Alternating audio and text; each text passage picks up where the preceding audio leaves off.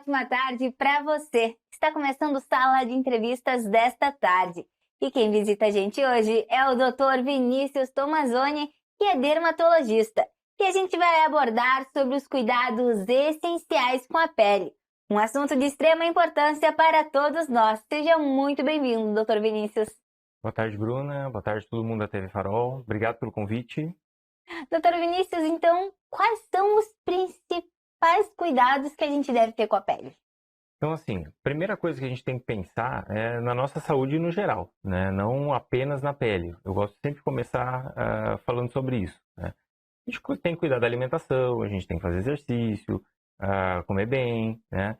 E aí, entrando nos cuidados com a pele, o principal cuidado que a gente precisa é o cuidado com o sol, né? Mas sempre sem exagero, assim, a gente não precisa ter medo do sol, né? A gente tem que se proteger, usar filtro solar no dia a dia, procurar horários melhores para estar na rua, né? Não tomar sol por muito tempo. E isso vai nos garantir, assim, anos de uma boa convivência aí com o nosso envelhecimento, com o envelhecimento da pele. E nesses cuidados básicos, então, não existe um cuidado sem ter outro, né? Não adianta só cuidar da pele sem cuidar da saúde. É mais ou menos isso? É mais ou menos por aí. A gente não pode pensar em uma coisa só, né? A gente não pode olhar só pra gente e pensar que é só a pele. Tem que lembrar sempre que tem muito mais coisa por aí também. E é algo que eu costumo abordar nos pacientes, nas consultas, né? Falo muito sobre essa questão do filtro solar. Então, por exemplo, como você falou, é sempre uma sequência, né? A pessoa veio lá por uma questão de uma mancha que quer tratar. A gente sempre tem que começar pelo básico, né? Então, sempre vai iniciar pela proteção solar.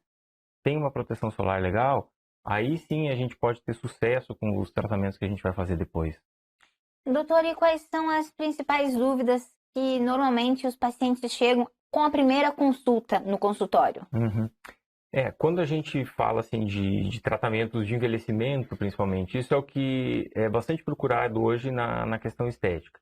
A gente precisa sempre fazer essa explicação, né? Esse início, assim.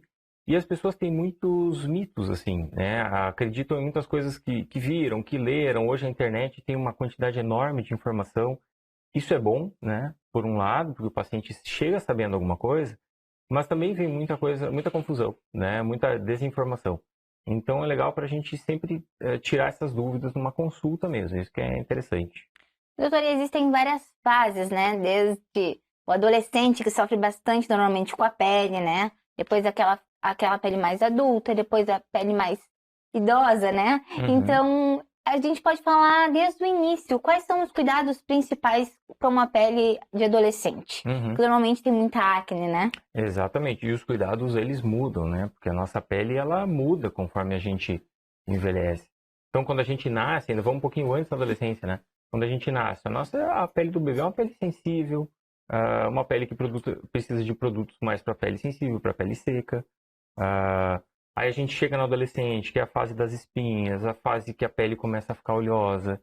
Então, a gente vai ter que ter produtos adequados para isso também, né? Sempre lembrando do protetor solar, a gente começa lá na criança a partir de 6 meses já, e daí para a vida toda, na verdade, nunca mais para, né? Então, no adolescente, quando começar a aparecer acne, é legal procurar um dermato para ver se isso precisa de tratamento, que tipo de tratamento vai ser feito, né? Para também não ficar com cicatrizes lá no futuro. Então, para todas as fases, a gente precisa pensar uma rotina de cuidados assim, que vai ser diferente. E vale ressaltar também que cada tipo de pele é único, né, doutor? Eu queria que tu explicasse também um pouquinho mais sobre cada tipo de pele. Uhum. Os mais comuns aqui no Rio Grande do Sul. Uhum. A gente sempre tem que avaliar, eu considero assim, duas coisas muito importantes, né? A questão de oleosidade de pele, que isso manda muito na rotina e no bem-estar, né? Então, assim, tem gente que tem pele seca, acaba sofrendo por isso. Tem gente que tem pele oleosa. A tendência da nossa população, né, do latino, é ter uma pele um pouco mais oleosa, é a característica, né? A gente tem que pensar na cor de pele, né? Então, assim, paciente de pele muito clarinha vai ter uma rotina diferente de cuidado de quem tem pele mais morena, né? As peles intermediárias, que também vai ser diferente de quem tem pele negra. Então, isso tudo é importante a gente levar em consideração, né? E voltando assim na questão de proteção, né? É muito importante, mesmo quem tem a pele morena, a pele negra, também se importar com a sua proteção solar, né? Isso vai fazer diferença no futuro. Doutor, é importante então a gente falar um pouquinho mais sobre essa proteção, né, com o protetor solar. Eu queria que o senhor destacasse realmente quais os benefícios que o protetor solar traz para a nossa pele. Uhum. O primeiro que a gente bate muito, né, e todo ano a gente tem no final do ano a nossa campanha do câncer de pele da Sociedade Brasileira de Dermatologia, é a prevenção do câncer de pele. Então isso é comprovado, né? A gente tem estudo científico que mostra que a incidência diminuiu e de todos os cânceres de pele. Então esse é o benefício principal, assim. E quando a gente vai para a questão saúde, envelhecimento com saúde, a gente começa a entrar mais numa área da estética, né? Então a gente proteger do sol vai fazer com que a nossa pele ela envelheça melhor, ela tenha menos mancha, ela demonstre menos os sinais de idade. Então, por isso que é importante, como eu digo, é o básico do nosso dia a dia. E usar o protetor solar facial uma vez ao dia já ajuda? Ajuda, né? Eu falo assim, que bom que a grande maioria dos pacientes hoje já chega usando uma vez ao dia, pelo menos. Isso não acontecia há algum tempo atrás, sabe? Então já é um ganho. A gente sabe que é insuficiente, né? O filtro, mesmo os filtros bons, eles vão ter um efeito legal ali por umas 3 horas, mais ou menos. Depois eles começam a perder muito essa eficiência. Então eles precisam ser reaplicados. Por isso que a gente fala, precisa de 2, 3 aplicações, dependendo da época do ano que a gente está, inclusive, né? Agora no inverno, provavelmente 2 vezes vão ser suficientes. No verão, o dia é mais longo, mais calor, mais sol, a gente vai precisar de umas 3 aplicações pelo menos. E as reaplicações, elas devem ser feitas em todas as idades, né? Todas as idades, é exatamente isso. E tem uma questão muito importante, assim, na mulher, por exemplo, a mulher usa maquiagem no dia a dia. Esse é o detalhe, né, Então, doutor? assim, às vezes refazer toda a maquiagem dá um trabalho, né? Então, hoje a gente tem produtos já que vêm com pigmento para atender esse público, né? Então, passa um produto só, consegue passar por cima, não precisa refazer toda a maquiagem. Então, a gente tem várias coisas para facilitar essa rotina. E é importante uma consulta dermatológica para realmente a pessoa identificar o seu tipo de pele e usar alguns produtos ideais, né? Porque às vezes, só por propaganda, as pessoas se identificam com aquele produto e aí compram e realmente não vai fazer bem para a pele, não vai ser legal, né? Uhum. Isso é muito frequente, sabe, Bruna? As pessoas chegam às vezes no consultório e a gente sempre pede antes da consulta que traga o que usa, né, para nos ajudar também. E muitas vezes eu vejo assim muitos produtos bons, né, produtos caros que são bons, mas que não são adequados para aquela pessoa. E a gente vai ter que mudar aquela rotina ali.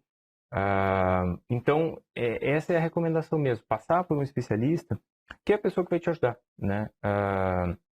A orientar, a entender o que é necessário, né? O paciente vai trazer sua queixa também, a sua necessidade. A gente vai olhar com o nosso olhar de especialista para ver o que precisa e a gente sempre vai juntar isso, né? Necessidade de cada um dos dois que está ali para fazer uma rotina também que não seja difícil, não seja pesada para o paciente. Doutora, e para quem está nos acompanhando em casa, explica para os telespectadores como é que funciona a primeira consulta, né? Que às vezes as pessoas têm um receio, não sabem como é. Explica pra gente. Então, é sempre muito importante, a gente começa a primeira consulta, normalmente, antes do paciente chegar lá na clínica, né? O paciente já recebe, isso que eu falei, assim, de trazer os seus produtos, de chegar na recepção, tira a maquiagem, e tem que trazer as dúvidas, entendeu? Principalmente, além de trazer a queixa, né? Trazer as dúvidas. Eu acho legal quando o paciente traz uma listinha, assim, eu falo, é legal porque o paciente pensou naquele momento, né? Então a gente vai conseguir esclarecer e organizar o que a pessoa vai fazer, né? Então sempre vai ter essa primeira parte que é a anamnese, que é a conversa, né? A gente vai fazer. E depois a gente vai partir para a parte do exame físico mesmo, né? Então aí eu vou olhar a pele, entender o que precisa, ver se o problema é só de pele. Às vezes, quando a gente está tratando de envelhecimento, por exemplo, a gente não está falando só de envelhecimento da pele, a gente está falando de outras estruturas que estão abaixo da pele.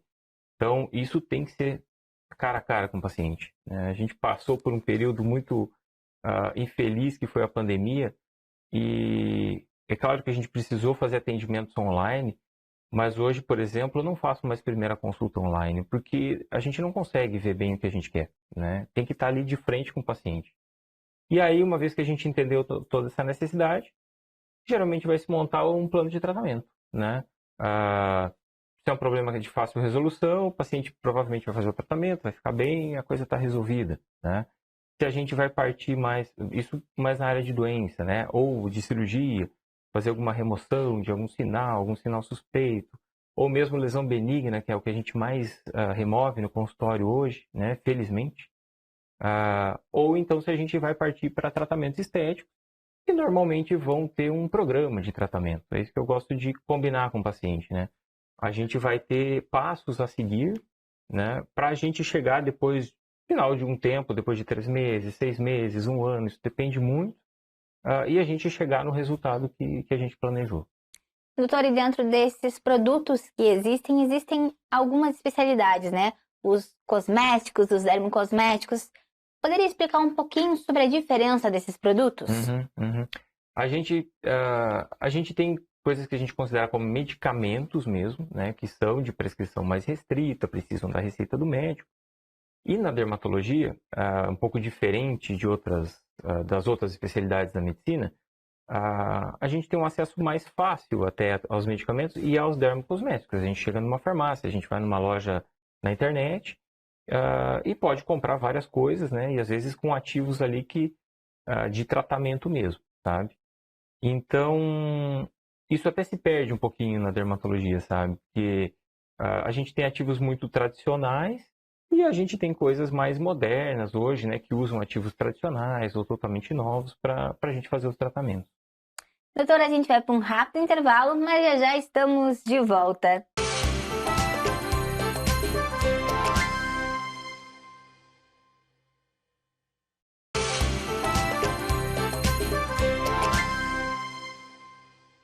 Estamos de volta com Sala de Entrevistas na TV Farol, hoje com o Dr. Vinícius. Doutora, a gente já abordou vários temas no primeiro bloco, né? E por último, a gente estava falando dos dermocosméticos, né? Que são medicamentos que podem ser encontrados de fácil acesso, né? Mas, se usados de maneira incorreta, pode prejudicar. É isso? Pode. Porque a gente tem que lembrar que os cremes, né? O pessoal chama as pomadas, como todos os pacientes falam, eles contêm ativos, eles são remédios, né? Então, o principal remédio do dermatologista, ele é tópico. A gente dá muito pouco tratamento para o paciente tomar, por exemplo. Então, eu atendo sim muita gente que vem usando, tentou tratar algum problema antes de chegar e está com uma irritação na pele, né? Ou complicou a sua doença, ou não resolveu, sabe? Então, a gente precisa ter essa atenção, assim, que embora de fácil acesso, eles são remédios como um outro remédio que a gente está tomando, né? Então, é bem isso aí.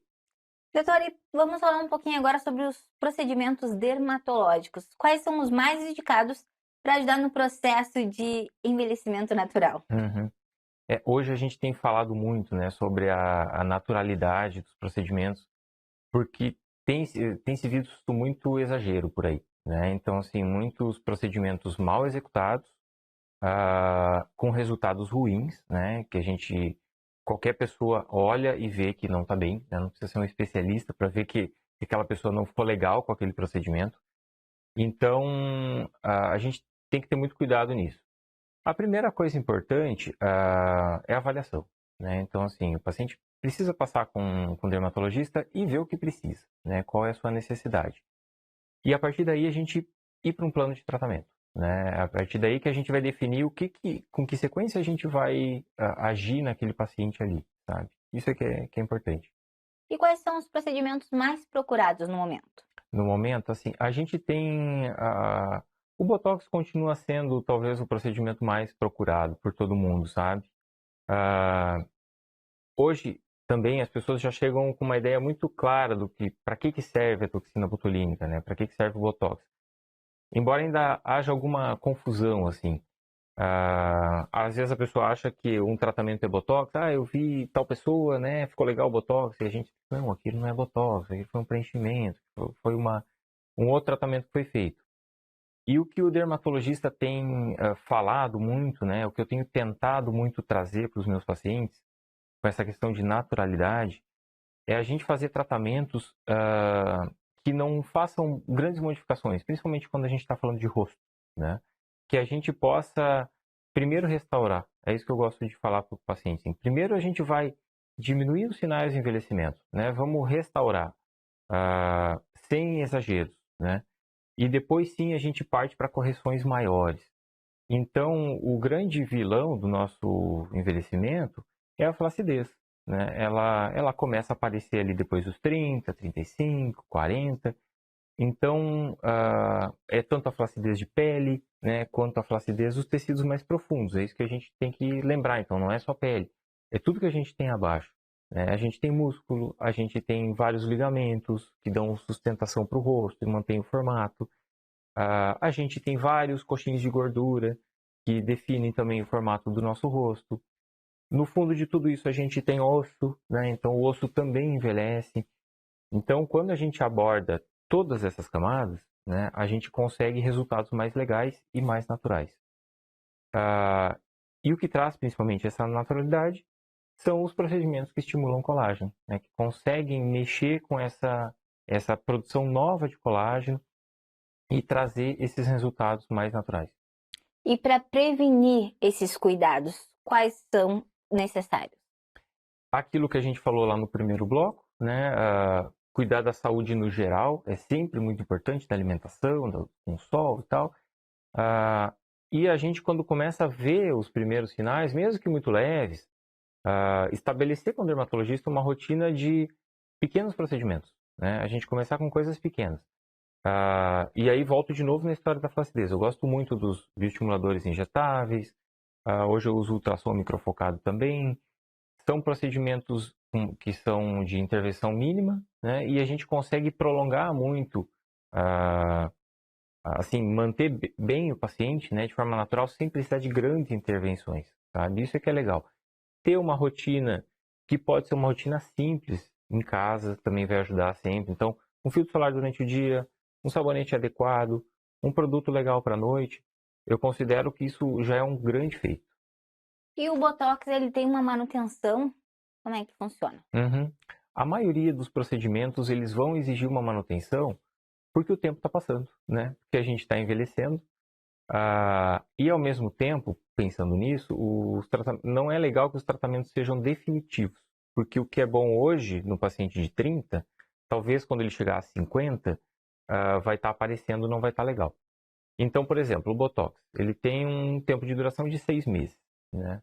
A gente vai falar de preenchedores, por exemplo, um preenchimento labial, uma duração de mais ou menos 1 ano, às vezes um pouquinho mais. A gente fala dos estimuladores de colágeno. A gente sabe por estudo científico, também por biópsia, que eles duram em torno de 2 anos o estímulo de colágeno novo ali.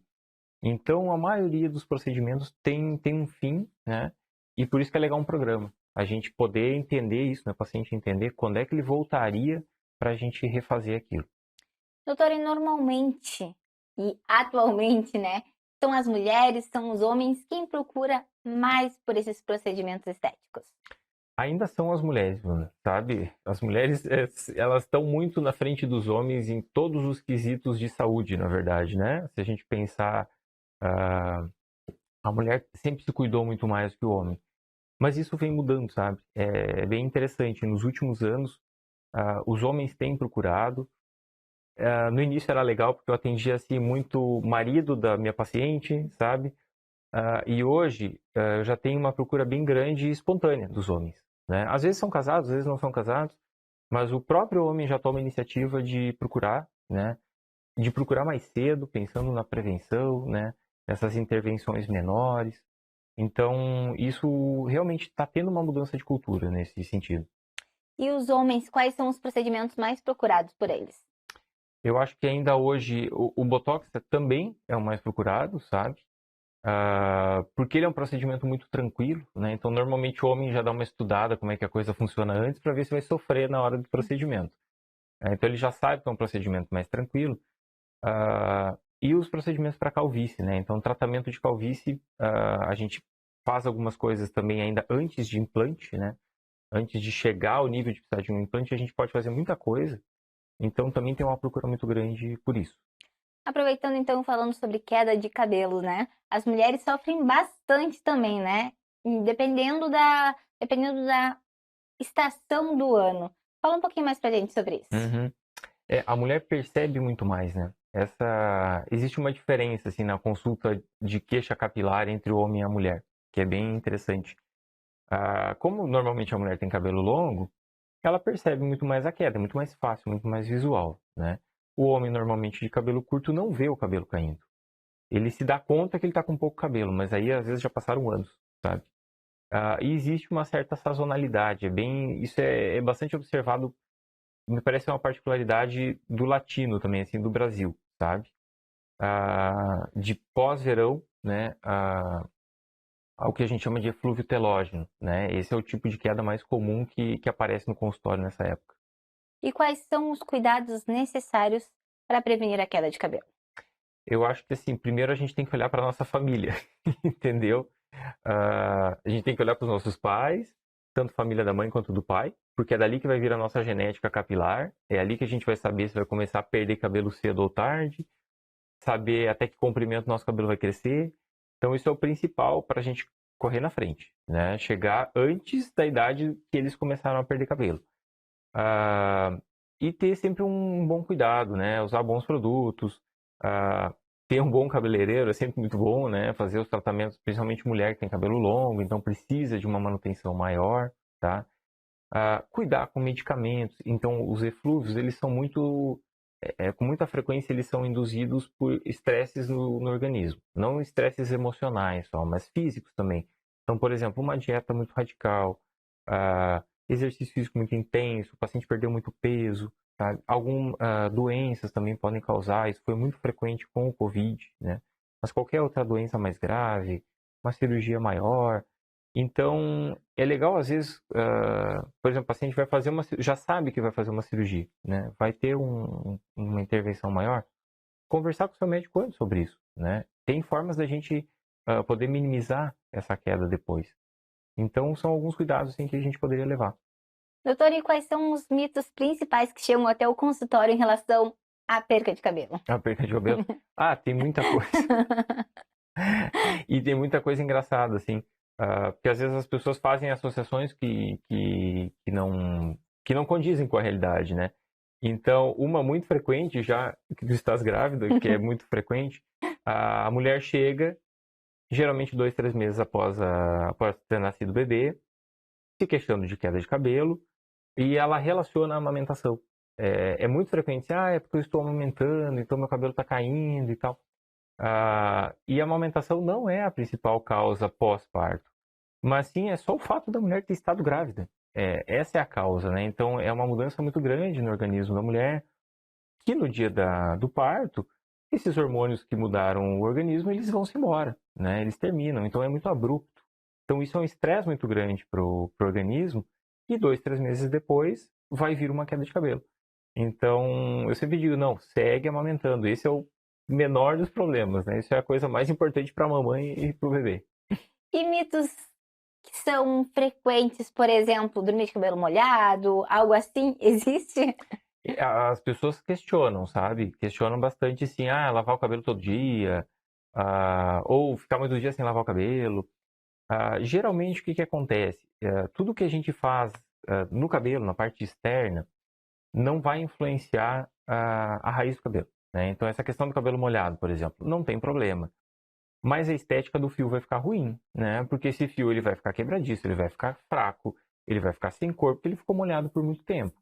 Então, é mais na questão estética do fio, né? Na qualidade do fio, do que na queda de cabelo em si, sabe? Doutor, a gente vai chegando ao fim do nosso programa e eu quero te agradecer a tua disponibilidade e por ter esclarecido tantas coisas bacanas aqui pra gente. Eu que agradeço o convite, um prazer, né? E espero que a gente possa conversar de novo outro dia. Com certeza. E para você que me assiste aqui na TV Farol, se você ainda não nos segue no Instagram, é @TV Farol RS. Você pode enviar mensagens e acompanhar os nossos bastidores.